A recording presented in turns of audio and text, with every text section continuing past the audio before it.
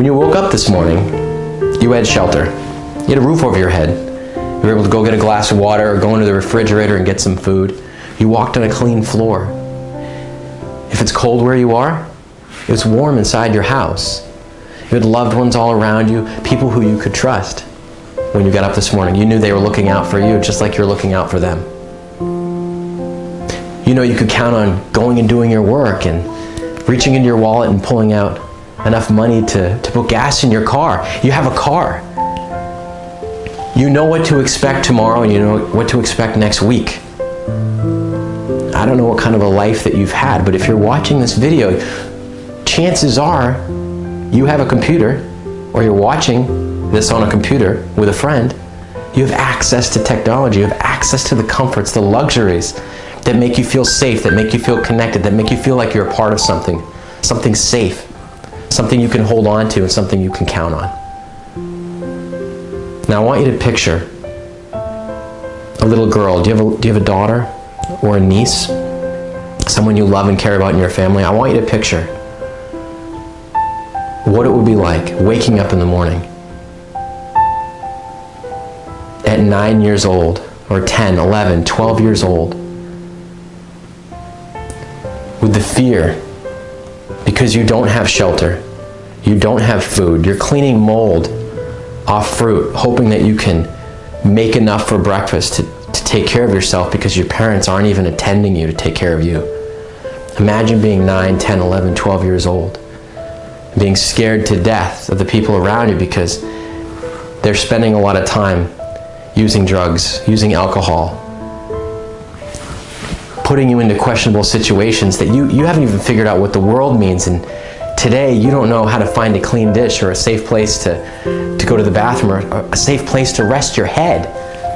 And on this particular day when you wake up, your father or your grandfather or your great uncle, 40, 50, 70-year-olds, maybe a neighbor or a cousin decides to abuse you sexually and you end up pregnant, raped by someone who you thought you could trust. Can you picture a 9-year-old little girl? No shelter or barely a mud hut, eating fruit with mold on it, having all the fear of not knowing how to take care of herself, and now she's scared to death of the people around her.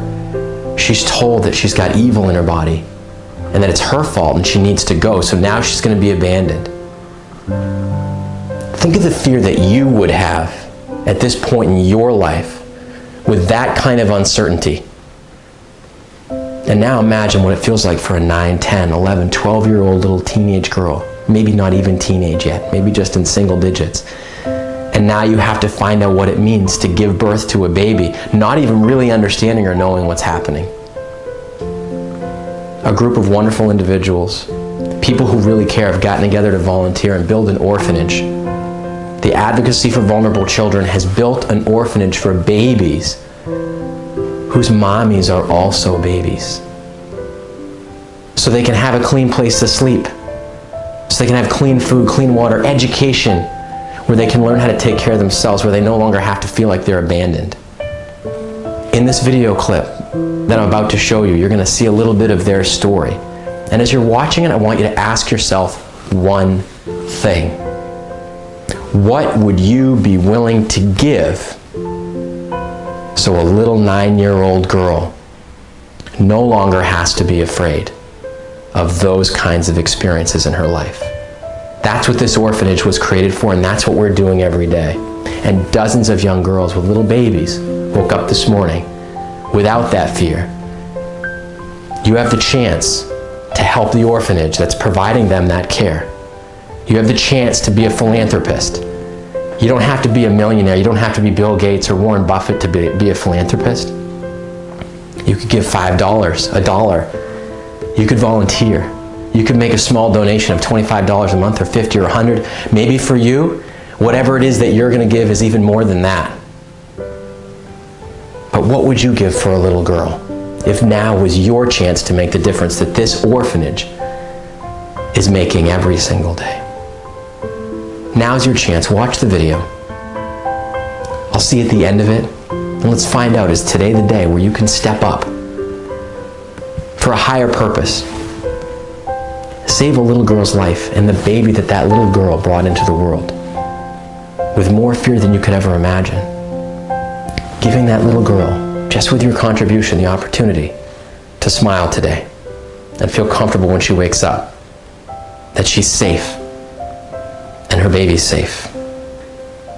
To stop the cycle and give these little girls and their babies a future.